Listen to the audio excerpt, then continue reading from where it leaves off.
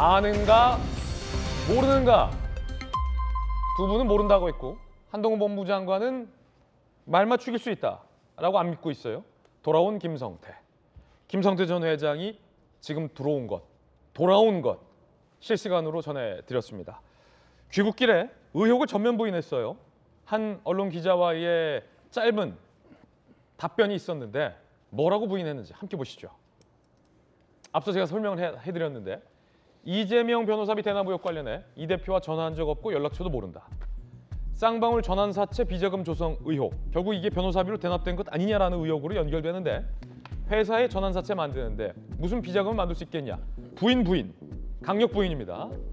급기야 황제 도피에 대해서도 부인을 해요. 하루하루 지옥같이 살았다. 김치 먹고 생선회 좀 먹었는데 그걸 황제 도피라고 하나? 라고 부인을 했습니다. 김수경 교수님 나오셨습니다. 언론인 출신이신데 좀 다른 건 몰라도 이제 황제 도피마저 부인하면 이거 보시는 분들, 우리 국민들께서 어떻게 판단하실까요? 그렇죠. 지금 부인을 할 때도 좀 골라가면서 부인을 해야 저 사람의 말에 신빙성이 있는 건데 뭐 전부 다 아니라고 하니까 하다못해 황제 도피도 아니었다. 지옥같이 살았다라는 얘기를 하잖아요. 그런데 어쨌든 서울에서 횟감을 공수하고 저 쌍방울 계열사 중에서 연예 소속사가 있거든요. 연예기획사에서 뭐 연예인도 생일 파티 때 가고 일주일에 두세 번씩 골프도 쳤고 예. 거의 뭐 서울에서는 황제보다 더한 삶을 살다가 뭐 그거보다는 좀 못한 좀 도피 중이니까 그거보다는 좀 못하게 뭐 도피 중에 살았는지 모르겠지만 일반 국민이 볼 때는 도저히 납득할 수 없는 이야기죠. 지금 김성태 전 회장이 태국에서 산 게 일반 국민들이 볼 땐 일반 국민들이 서울에서 사는 것보다 더 호화롭다. 뭐 이런 느낌 가질 수도 있겠는데요. 당연히 그렇죠. 거기에서 별로 거리낌 없이 돌아다니면서 자기가 누리고 싶은 걸 다 누렸다라는 예. 보도들이 있어요. 그런데 지금 나와가지고 뭐 모든 혐의를 부인하는 것까지는 뭐 그래 알겠어요. 자기 지금 부인해야겠죠. 그래야 뭐 범죄를 줄일 수 있으니까. 그런데 황제 도피에 대해서까지 이렇게 약간 좀 격앙된 반응을 김치 보이는 먹고 것. 생선회 좀 먹었다고 그게 황제 도피냐? 그죠. 막 서울에서 공수한, 한국에서 공수한 김치와 스시를 먹었는데 그게 뭐 그렇게 잘못이냐, 황제냐. 아마 서울에서는 어마어마하게 살았었던 모양이에요. 그렇다 보니까 도피 중에 자기는 그거보다는 고생을 했다라는 말을 하고 싶었던 것 같은데 물론 좀 언론이 자기에 대해서 우호적으로 보도하지 않는 거에 대한 불만을 표출한 거긴 하지만 일반 국민들이 볼 때는 범죄인이 왜 저렇게 뻔뻔한가, 왜 이렇게 당당한가 그런 생각이 들 것 같습니다. 자, 여기서 범죄인이라고 말씀하시면 이제 대북송금 관련해서 불법이고 본인도 일부를 인정했기 때문에 범죄 혐의에 대해서 본인이 지금 일부 인정하고 있는 상황인데 다른 중요한 혐의들에 대해서 부인을 하면서 황제 도피마저 부인을 했다. 글쎄요, 김용주 의원님, 네. 이게 검찰이나 이제 재판부에서도 진술이 좀 일관적인가를 봐야 될 텐데 네. 황제 도피도 부인하면서 다른 의혹들도 같이 부인을 하고 있단 말이죠. 그러면 과연 이 김성태 전 회장의 진술을 얼마만큼 신뢰해야 할지 수사기관도 좀 고민스럽겠군요.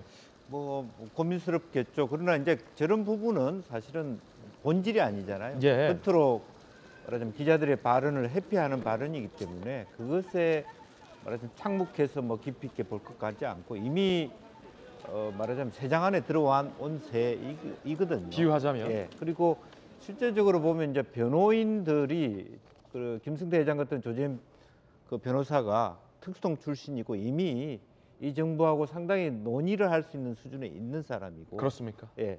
이제 그리고 또 하나는 가장 약점이 사실은 이태영 변호사인 것 같아요. 그러니까 왜 이태영 변호사는 누굽니까?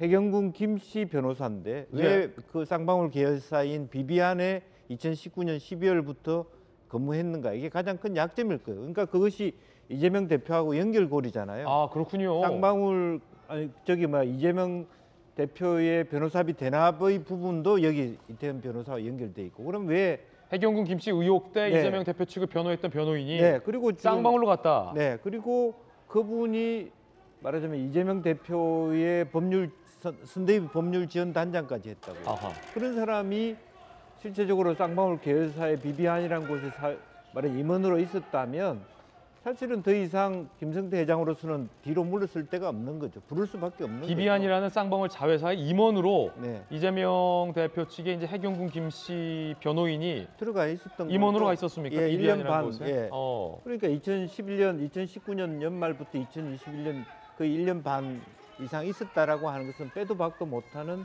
부분이 되는 것이기 때문에 물론 이제 뭐 변호사라는 직업이 네네. 이 사람도 변호하고 저 사람도 변호할 수 있는 거기 때문에 뭐 고문 변호사로 있을 수도 있겠죠. 예. 뭐 회사에 수많은 사람 중에 한 명이라고 하지만 어쨌든 그게 또 해경군 김씨 사건과 연관돼 있기 때문에 실제로 이재명 대표하고 연관성을 결코 떼잡아서 뭐 전화는 안 할 수도 있지만 최소한 부인하고는 알 수도 있는 거잖아요. 그러니까 이런 부분으로 들추어 봤을 때 어느 정도는 이미 검찰이 상당히 많은 증거를 확보하고 있다, 그렇게 봐야 될 것 같습니다. 검찰 입장에서는 이미 상당한 증거 내지 어떤 심증을 갖고 있는 상황이다. 그러면은 오늘 구속영장을 청구할 수도 있습니까? 아마 오늘은 청구하지 않을 거예요. 내일 청구합니까? 19일 날 새벽이니까 예. 적어도 18일 날 저녁, 내일 저녁에는 뭐 심야라도 영장 청구 가능성이 크다고 보고, 지금 김성태 회장이 사실은 압송되면서 그 입에 주목을 많이 했잖아요. 근데 지금 상황으로 보면 모든 걸 지금 부인하고 있어요. 예. 심지어 범죄 혐의와 상관없는 황제 도피도 부인하잖아요. 아니 나가서 회 먹고 생일 파티하고 골프 치고 또 여자 연예인 불러다가 놀고 하는데 이게 황제 도피가 아니면 이게 뭐예요? 그거부터 거짓말을 하고 있는 거예요. 그래서 황제 도피 여부도 거짓말하고 있다. 그렇죠. 그것까지도 눈에 뻔한 걸 거짓말 하는데 나머지 뭐 전환사채 관련해서 비자금 조성 안 했다 이거 자체도 본인이 이런 얘기하잖아요. 전환사채를 어떻게 비자금을 조성하냐? 전환사채를 비자금 조성을 해요. 왜냐하면 김광선 변호사님은 이제 검찰에 계실 때 금융범죄 담당 수사를 많이 하셨죠. 그렇죠. 아니 뭐 금융범죄도 여러 가지 많이 해봤지만 전환사채가 일반적으로 특히 이제 한국의 코스닥 상장사 M&A를 한다든지 예. 어떤 돈의 세탁할 때 많이 쓰여집니다. 돈 전환사채라는 게 돈 예, 세탁할 때 많이 쓰인다. 그렇죠. 그런데 전환사채로 비자금을 어떻게 만들 수 있냐? 나는 전환사채로 비자금을 만들지 않았다 하면 또 이해가 가요.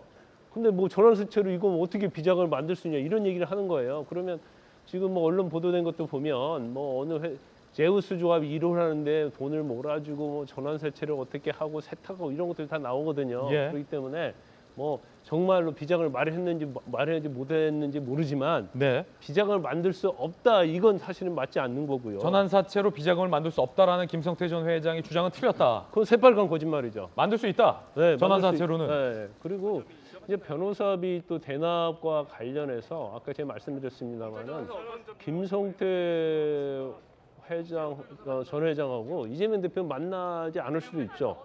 그 전화 안 할 수도 있어요. 그렇지만 측근들과 관련된 아까 우리 김영주 의원께서 말씀하신 것처럼 가장 핵심적인 변호사고 법률 지원단장까지 한 사람이 쌍방울 사회이사로 가 있어요. 예. 그러면서 전환사채에 개입을 해요.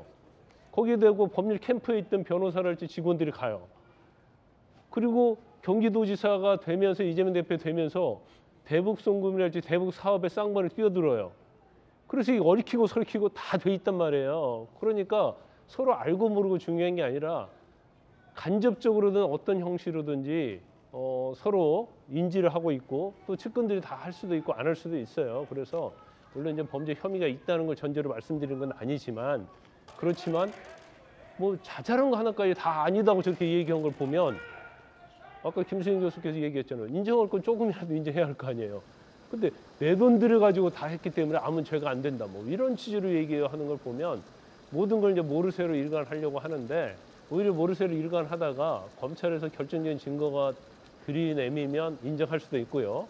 아니면 결정적인 증거가 있는데도 불구하고 저런 식으로 나가면 이제 본인이 진술의 어떤 신빙성 전체가 다 깨져버릴 수가 있죠. 그렇군요. 자, 김광산 변호사님의 어떤 의견이었고요. 김성태 전 회장은 이제 전환사채로 비자금을 조성하지 않았다라는 취지로 의혹을 부인했습니다. 이와 관련해서 김광산 변호사님은 전환사채 자체가 비자금이나 돈 세탁에 다른 범죄에서 쓰일 수 있는 가능성은 있다라는 또 의견을 주셨고요. 검찰 수사를 해봐야 또 모든 것이 밝혀질 수 있으니까 조금 더 지켜봐야 될 것 같은데요.